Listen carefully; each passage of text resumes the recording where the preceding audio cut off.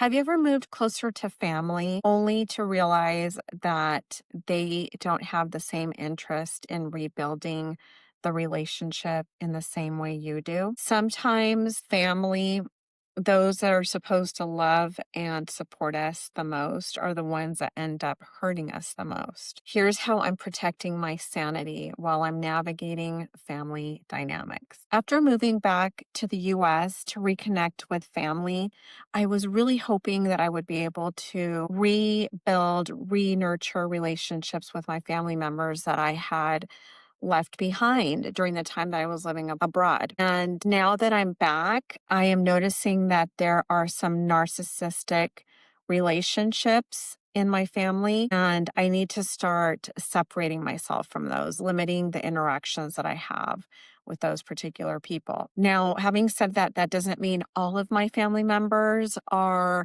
contributing to toxic dynamics. Some are actually there. They want to rebuild and re-nurture a relationship. And for those, want to focus on.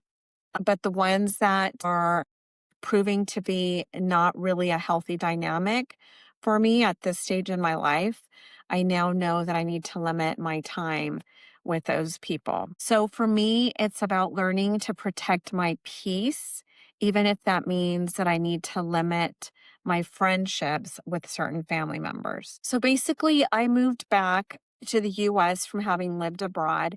And one of the main reasons I did that was to reconnect with my family members that I had separated from for many years. And I was really looking forward to it. But the big shock was that since I've been back, which has been a couple of years now, I have realized that they don't have the same intention. My efforts to reconnect with them are not being reciprocated by certain family members. And so now that I know that, it's been a good lesson, a big lesson, although a painful lesson, to realize I need to take a step back, limit my interaction with those particular family members.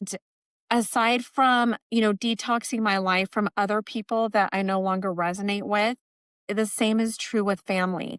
There are certain people that I need to limit my time with in order to protect my emotional and mental health. And that matters more than having forced connections. And these are the ways that I am deciding to limit my interaction. The first is that if I'm in a room with certain family members that I know like to invoke drama, I am going to purposely not be in the same rooms as those particular family members. They don't really acknowledge other people's opinions. They tend to steamroll over you and just, want the attention for themselves, which is a very narcissistic trait. I'm not here to diagnose anyone, but if you are around people like that don't really respect other people's opinions, then in my situation, I've decided to simply remove myself from the room to protect my peace. The other thing that I'm doing is that I am using visualization. I am visualizing that I have a protective shield around my body and that it can't be penetrated. So my peace cannot be messed with because I have a protective shield.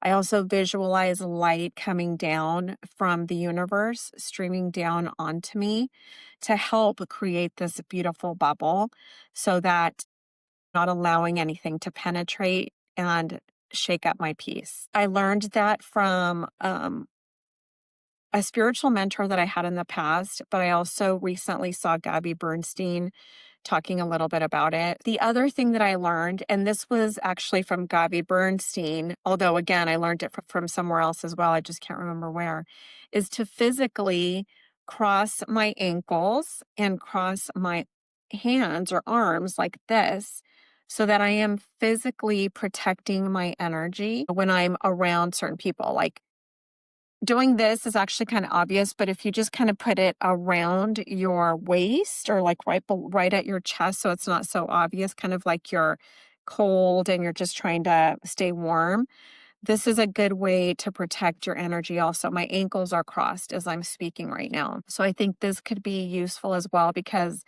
it's physically not allowing energy to come at you because you are physically protecting yourself.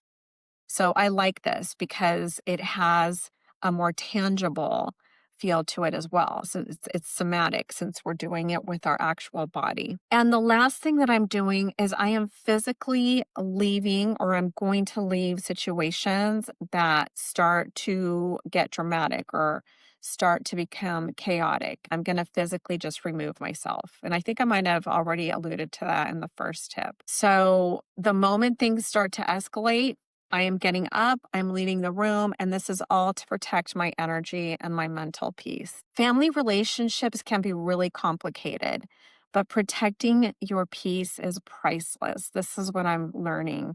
And so I am learning to set boundaries, not just around other people, but my family is also a big part of this. Have you ever had to protect your peace around your own family or set boundaries around your family? Let me know in the comments. I'd love to hear what you're doing to protect your peace or set boundaries. And I'll see you in the next video.